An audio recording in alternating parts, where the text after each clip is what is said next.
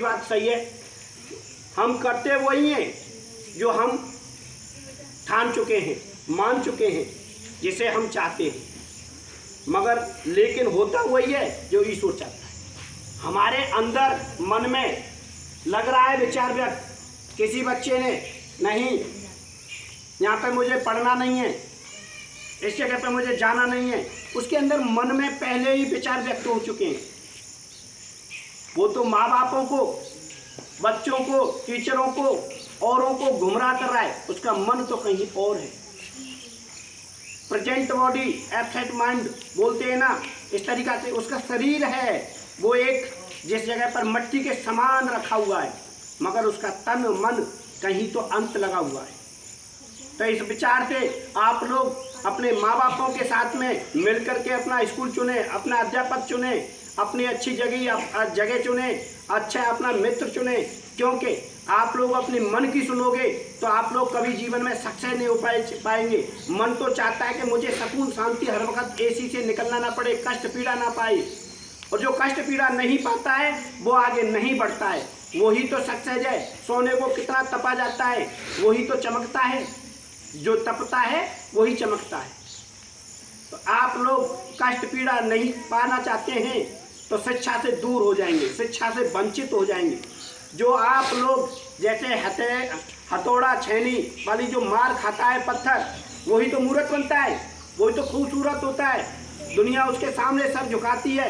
और जो पत्थर हथौड़ा छेनी की मार नहीं पाता है और वो टूट जाता है, वो बिखर जाता है, तो वही तो सीढ़ियों पर बिछ जाता है, उस सीढ़ी पर चप्पल उतारते हैं सब लोग जाकर के, सिर नहीं झुकाते। तो इसलिए आप लोग अपनी तरफ आकर्षित करना चाहते हैं, अपना कुछ जो है आपका कामयाबी का सपना उसे पूरा करना चाहते हैं, तो हथौड़ा छेनी वाली बात मैं जो तुमसे कह रहा हूँ ये सूर्यवंशम फिल्म का है। अमिताभ बच्चन उस समय पर जब हथौड़ा छेनी वाली मार खा लेते तो वो अपने पिताजी के नाम का बड़ा नाम कर देते। वो पढ़ नहीं पाए, लिख नहीं पाए, हीरा नाम था उनका, वो सक्सेस नहीं हो पाए। उस जगह पर उनको पीछे एहसास हुआ, उनका एक बेटा पैदा हुआ, उनका नाम भी भानु प्रताप सिंह रखा। वो भरतपुर जिले की सच्ची कहानी है। उसके पुत्र बहू जो भानु प्रताप ठाकुर साहब थे, उनके पुत्र बहू वो भी डीएम बनी, वो भी पढ़ाई लिखाई, उसने दुख सुख पाया, अच्छे घर खानदान की बेटी थी और एक सादा सिंपल इंसान से, अनपढ़ से शादी करके उसने वो कर दिखाया कि वो दुनिया में व्याख्यात हो। तो बच्चे ने एक दिन नाती ने कहा कि पिताजी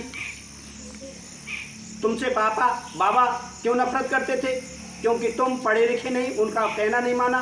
वो आपको आगे बढ़ाना चाहते थे और आपने उनका कहना ना मान करके कई बार उनका दिल दुखाया, उनका सपना चूर किया। इसलिए बाबा आज भी तुमसे नफरत करते हैं, मगर मेरे बाबा बहुत अच्छे हैं, क्योंकि वो तुमको बढ़ाना चाहते थे।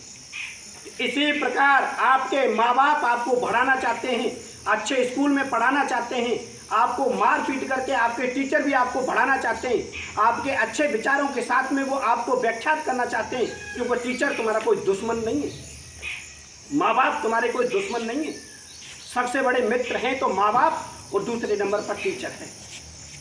नहीं, सबका दिखावा है, जैसे का पैसा है, चमक दमक पर मरने वाले हैं लोग, कामयाबी की वेलकम करते हैं, सीट की वेलकम करते हैं। आप लोगों का भड़कपन है ना, जो उम्र के अनुसार है, वो भाई है, बड़ा है, रिश्तेदार है, कोई भी है, उसका वेलकम नहीं करते, उसकी चमक का वेलकम करते। एक रिश्तेदार आपका चाचा का, फूफा का, जो भी जीजा है, कोई भी है, जो भी रिश्ते में लगता है, वो एक 4 पहिया की गाड़ी से आया है, सब लोग उसका वेलकम करने के, स्वागतम करने के लिए द्वार पर खड़े रहते हैं। और एक रिश्तेदार पैदल आया है, उसका कोई स्वागत नहीं करता है, उसको देखते भी नहीं है, उस जीजा की